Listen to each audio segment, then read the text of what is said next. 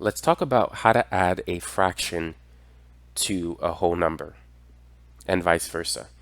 When adding, the order doesn't matter.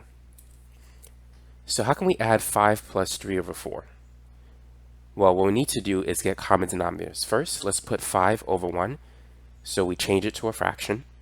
Well, an improper fraction. And now we need to get common denominators. So I'm going to multiply 5 over 1 using the denominator of the other fraction, 4 over 4. Now let's multiply across. 5 times 4 is 20.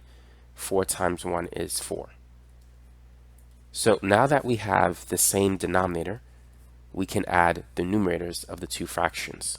So 20 plus 3 will give us 23. So the answer, as an improper fraction, is 23 over 4. Now let's try the next example. Let's add 2 over 3 with 4. So the whole number, put it over 1 to make it a fraction.